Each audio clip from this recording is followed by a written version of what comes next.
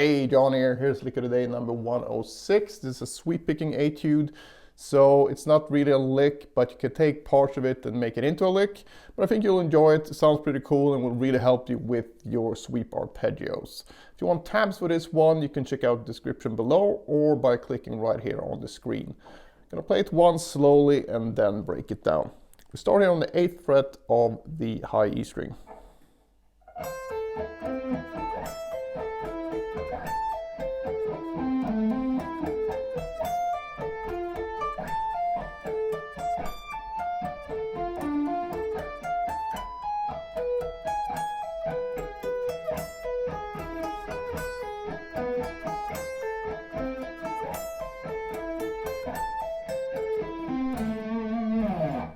Alright, so this is in the key of A minor, and we're going to go through the progression A minor, the 1 chord, B minor, the 4 minor chord, and then we're going to go to E, which is the 5 major chords. We come into this harmonic minor territory, and then we're going to end up with A minor again.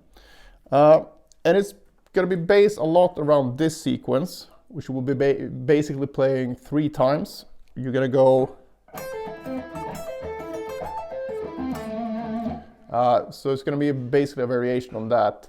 So the only exception here is when we come to the E chord, because then we're going to only use 3 strings. But I'm getting way ahead of myself here.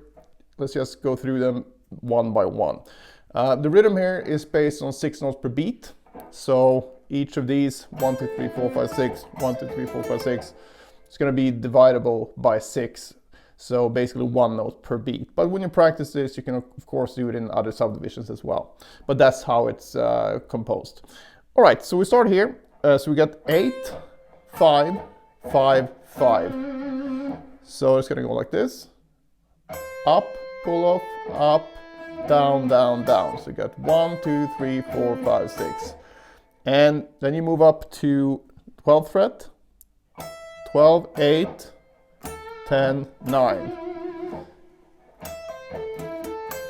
And then we move up to the 17th fret, 17, 12, 13, 14, 14, 15, 12. Then we go back up again like that.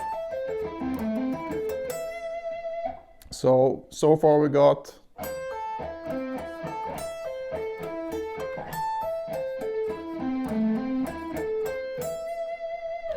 and what we got here is basically different inversions of the A minor arpeggio. And an inversion basically means that you have the notes of the chord, A, C, E. That would be the root position because you have the root as the lowest note. But then you can have 2 more variations. You can have the third, the minor third in this case, as the lowest note. So that will be the first inversion. So we would go C, E, A. So basically we just put this note on top.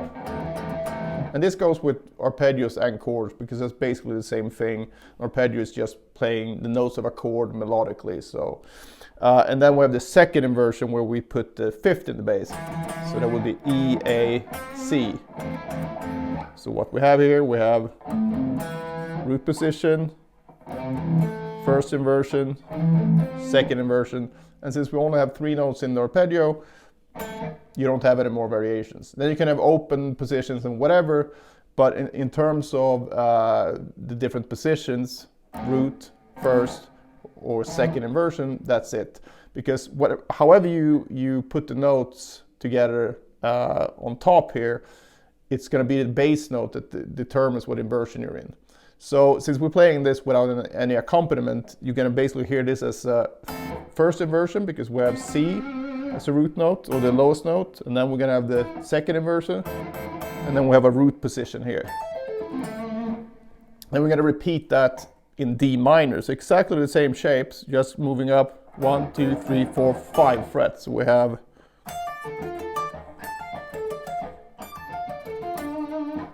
up here it's quite tricky, especially on this guitar since you have this big block, but if I can do it on this guitar, I'm pretty sure you can do it on any of the more modern guitars. But I really like Strats as well, so it's kind of worth the hassle.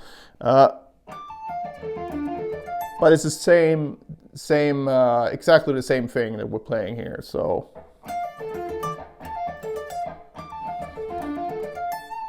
And then we go into the 5 chord, E major.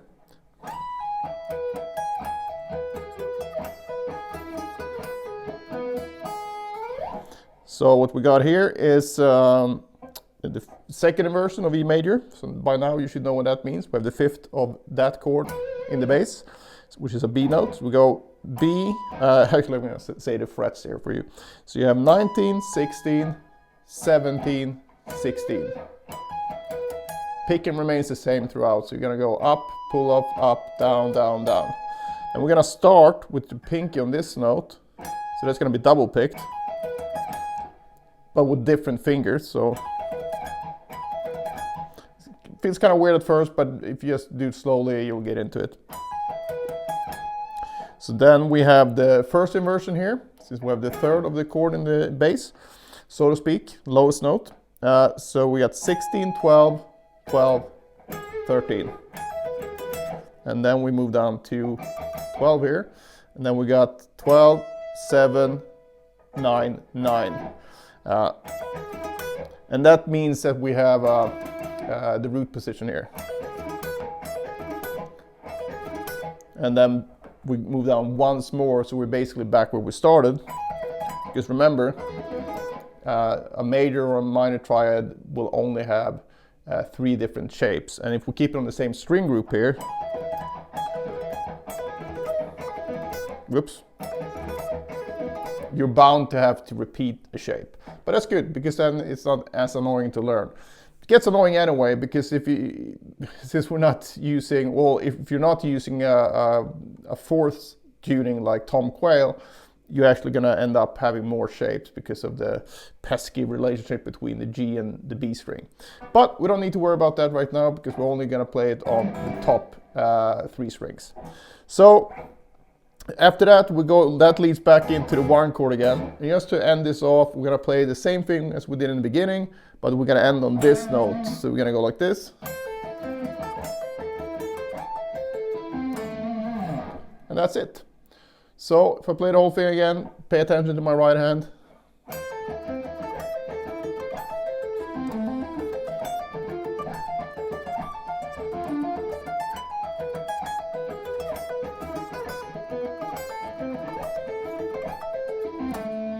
Right, practice-wise here, well, an etude is basically made to be played in full, meaning that you should have some sort of thought behind the etude. And my thought about this one was just to work on the different inversions of these major and minor arpeggios. It's going to be more of the minor ones here, because we get a 5-string as well, but we still cover all the possible 3-string shapes for the major arpeggio.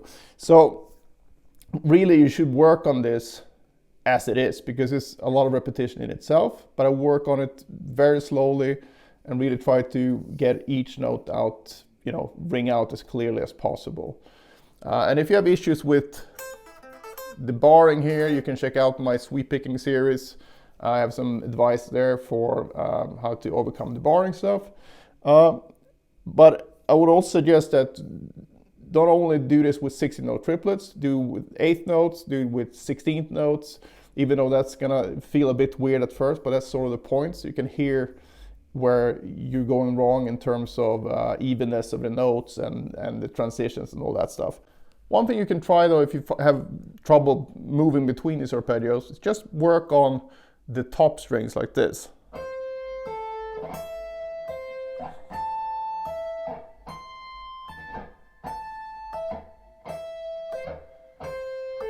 So basically just moving between the first 2 notes of each A minor shape here, but I'm doing it all over the fretboard. And you can do the same thing for D minor. You can even start down here.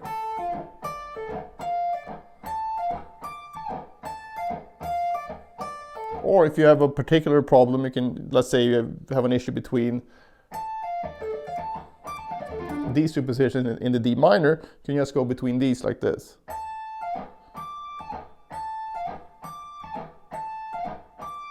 So you just get used to that feeling, and especially this E minor can be a bit tricky. So give that a try, because getting used to these starting points will really make it easier to get into the whole arpeggio itself. But other than that, I will just repeat this very slowly. You can just go, focus on quick transitions. Well, like I mentioned, it's an etude, so you're supposed to just play it as it is and try to enjoy the sound of it.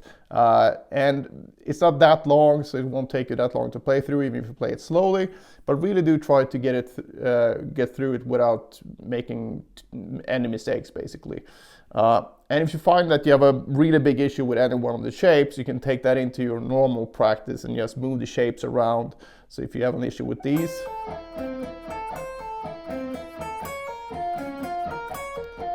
just get a lot of extra practice in. Alright, that's it for this one. If you have any questions, just post them below. Otherwise, I hope you enjoyed it and see you in the next one.